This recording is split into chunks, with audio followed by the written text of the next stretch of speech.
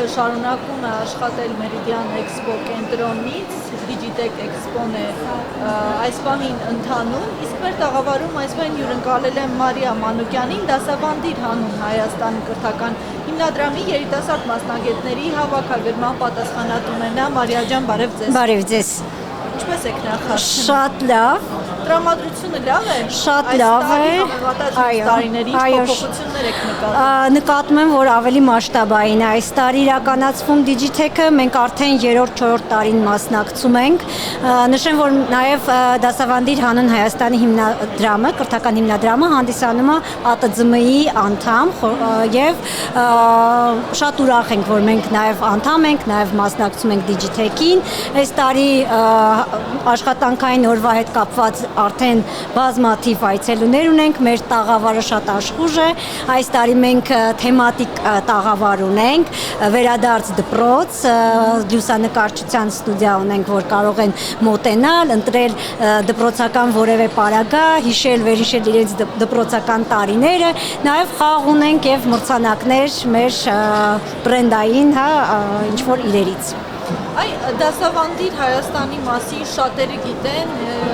գուցե շատերն էլ այդքան տեղյակ չեն, թե ինչով է զբաղվում այս կարևոր նախաձեռնությունը։ Կուզեմ, որ ամփոփ ներկայացնեք այն մարդկանց համար, ովքեր ծանոթ չեն, հետո փորձենք հասկանալ ձեր գրանցած հաջողությունները այս տարիներին։ Շատ լավ։ Մենք արդեն այս տարի նշեմ, որ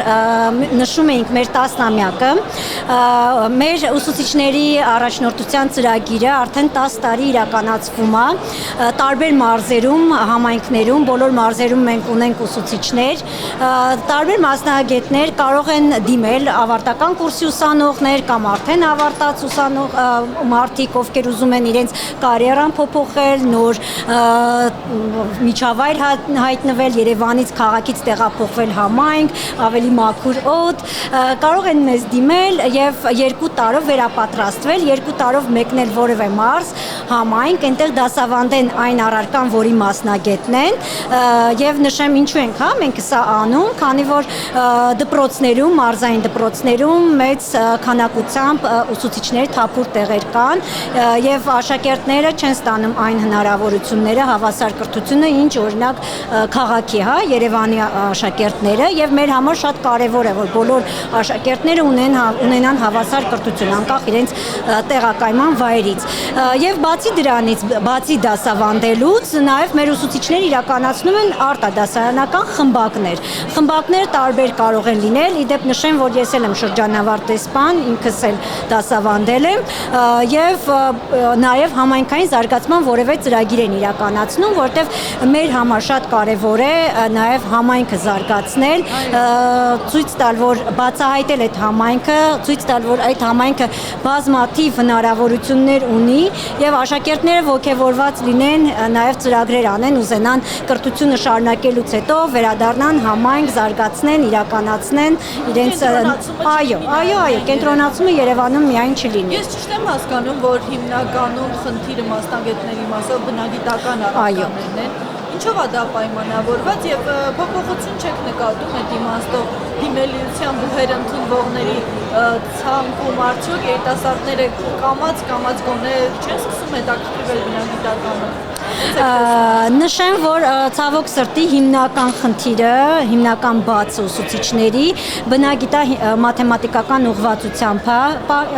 այդ մասնագետների բացը, բայց ասեմ, որ ի տարբերություն նախորդ տարիների, այս տարի բավականաչափ մաթեմատիկայի մասնագետներ էին մեզ դիմել։ Ճիշտ է, մենք ունենք նաև Tech for Armenia նախագիծը, ինքը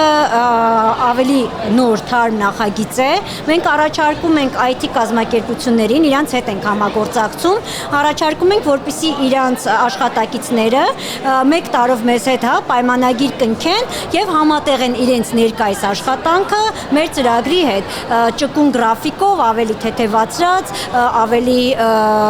համատեղելի, գնալ-գալ տարբերակով նաեւ դիտարկելի լինի, որպեսզի այդ նպատակը ունենք, որպեսզի հենց բնագիտա-մաթեմատիկական ուղղվածությամբ մասնագետների ավելի շատ ներառենք, քանի որ գիտեք IT-ում հիմնականում այդ մասնագիտությամբ աշխատողներն են աշխատում, նաև այդ տարբերակն է։ Իսկ ասեք, որ մարզերն են ավելի շատ մասնագետների պակաս զգում եւ որտեղ եք դուք կարողացել այդ հարցը լուծել։ Նշեմ, որ քանի որ մենք բոլոր մարզերում իրականացնում ենք, հիմնականում շատ մեծ բաց կա սահմանային Սյունիք, Վայոց ձոր, Գեղարքունիք մարզերում, բայց նաև ասեմ, որ բավականին դիմողներ ունենք, որ ուզում են հենց այդ մարզեր գնան։ Իհարկե, համեմատած այլ մարզերի դիմողների ցանկությունը Սյունիք գնալ ավելի քիչ է, բայց մենք նաև բավականաչափ մեծ քանակությամբ ուսուցիչներ ունենք հենց Սյունիքում եւ հիմնականում ասեմ, որ նույնիսկ մոտ մարզերը զարմանալի է կթվա թե որ մոտ մարզերում միգուցե այդ կարիքը չլինի, բայց նաեւ մոտ մարզերում էլ կա այդ կարիքը ու նաեւ նշեմ մեծ տենդենսիա ֆիզկուլտուրա առարկայի, հա, մասնագետների կարիքն էլ կա բավականաչափ շատ ու ունենք նաեւ կրթաթոշակ ավարտական կուրսի ուսանողների համար, որ եւ բնագիտամաթեմատիկական ուղղվածությամբ եւ ֆիզկուլտուրայի իրանք կարան դիմեն 500,000 դրամ կրթաթոշակ ստանան եւ նաեւ ավարտելուց հետո իրականացնեն մեր ծրագիրը։ Շատ լավ, մասնագետներ կլինեն, ովքեր կլսեն, ասեն, ինչ տարբերություն դպրոցի ուսուցիչ լինես, թե դասավանդի Հայաստանի։ Ես ուզում եմ դուք այդ տարբերությունները պատմեք, թե ինչով է առանձնանում դասավանդի Հայաստանը, եթե գնում են մարզ, օգնություն որպես մարզի բնակչությանը, երեխաներին, ուսուցիչը ինչ է ստանում այդ ամենից։ Շատ լավ։ Ես իմ փորձից կասեմ, քանի որ ես ինքս մասնագիտությամբ եղել եմ մանկավար եւ պրակտիկան անցել եմ դպրոցում, բայց երբ որ ես դպրոցում անցա պրակտիկա, ես ասացի, որ երբեք դպրոց չեմ մտնի, իմ մասնագիտությամբ չեմ աշխատի։ Եվ բարեբախտաբար այնպես է խաչվում իմ ուղին, որ հանդիպում եմ Teach for Armenia-ի իմ ընկերներից որևիցե մեկին, ովքեր այդ պահին գյուղում աշխատում էր եւ դիմեցի ծրագրին, ասեմ, որ մեր ուսուցիչները ոչ ստանդարտ ձևաչափով են իրականացնում դասապրոցեսը, որը իր հերթին մոտիվացնում է ուսուցչին, հա։ Մեր համար շատ կարեւոր է, որ դասապրոցեսը լինի աշակերտակենտրոն, որ անկախ նրանից, հա, աշակերտը լավ է սովորում կամ գերազանցիկ չի, ինքը նույնպես ներգրաված լինի դասապրոցեսին եւ տարբեր խաղերի ձևով, տարբեր ձևաչափերով իրականացվում է,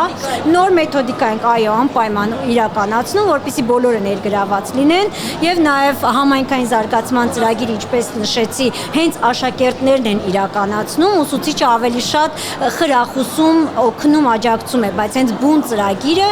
զրոյից իրականացնում է աշակերտը, որպեսզի աշակերտի մեջ առաջացնենք այդ առաջնորդության հմտությունը։ Ինչ է տալիս դիմորդին, հա, ինքը նախ սովորում է փափուկ հմտություններ, ժամանակի կառավարում, դասապրոցեսի, դասի պլանավորում, կառավարում,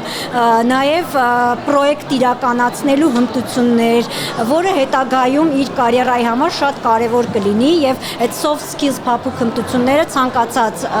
ոլորտում էլ ինքը օգտակար պետքական է եւ նաև այն մարդիկ, ովքեր ցանկանում են ունենալ երկրորդ մասնագիտացումը, սա շատ լավ հնարավորություն է ձեռք բերել մանկավարժի, հա, մասնագիտացումը։ Օրինակ նշեմ, որ մեր Tech for Armenia նախագծով դիմաց 4 ծրագրավորողներ, ովքեր անցած տարի դիմել էին, իրանք ըստ իրանց ցանկությամբ երկրորդ տարին վերակնքեցին պայմանագիրը, իրանցը 1 տարով է։ Եվ բոլոր 4-ն նշում էին, որ աշխատելով որպես ուսուցիչ, իրանք հաղթահարում են մարդկանց հետ շփման այդ պատնեշը, հա, բարիերը եւ նաեւ հաղորդակցման հմտությունները իրանց մոտ այլ ավելի է զարգացել։ Հրաշալի է։ Ես կուզեմ մեզ մի փոքր պատմեք մարզերի երեխաների պոտենցիալի մասին եւ այն երեխաները, ովքեր որ ձեր շնորհիվ որոշում են կացել, որ պիտի մարզում են շարունակեն, իրենց կրթությունը այդտեղ մնան, համայնքը զարգացնեն, ինչ խնդիրներ է հնարավոր դարձել լուծել այդ տարբերակով, եթե օրինակներ կան։ Իհարկե, նախ նշեմ, որ մենք արդեն մեր ծրագրում ունենք ներգրաված մեր աշակերտներին, որը շատ մեր համար մոտիվացնող է, որ մեր Այո, շատ աշակերտներ ունենք, ովքեր իրանք դպրոց ավարտելուց հետո գնացել են, սովորել են ու եկել դիմել են մեր ծրագրին, արդեն դարձել են ուսուցիչ առաջնորդ, իրենց ուսուցիչ առաջնորդի օրինակով, սա մեր համար շատ մեծ հաղթանակ է, բացի դրանից ասեմ, որ այն երեխաները շատ են մոտիվացվում մեր ուսուցիչներով, ցանկանում են դպրոց ավարտելուց հետո շարունակեն ուսումը, որը էլի ցավալի խնդիր է մարզերում, ոչ շատերն են դպրոց ավարտելուց հետո ուզում բուհ ընդունվեն, այդ խնդիրն է կա, ես իմ աշակերտների օրինակով կարող եմ ասել, բայց երբ որ ուսուցիչը իրանց համար ռոլ մոդել է, իրանք տեսնում են, որ ուսուցիչը այսպիսի է, բարձունքի է հասել, կարիերա է ստեղծել, իրանք նույնպես ուզում են այդ ուղիով գնալ ու ցանկանում են բուհը շարունակել, դպրոցը ավարտելուց հետո ընդունվեն բուհ, շարունակել սովորել։ Իսկ ծրագրերի առումով բազմաթիվ համայնքային զարգացման ծրագրեր ունենք։ Մեկ օրինակը կարամ նշեմ, որ մեր ուսուցիչներից Անդրանիկ,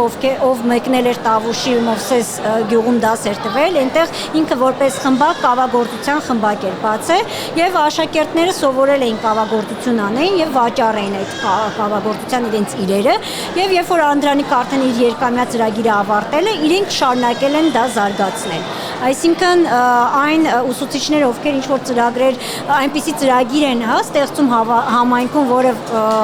ստարտափ է, որը ինչ որ բան արտադրում կարան վաճառեն, իրանք աշակերտները ավարտելուց հետո իրանց ուսուցիչի մեկնելուց հետո շարունակում են դա զարգացնել, վաճառեն ու բազմաթիվ նման օրինակներ կան։ Հիմքերը այո,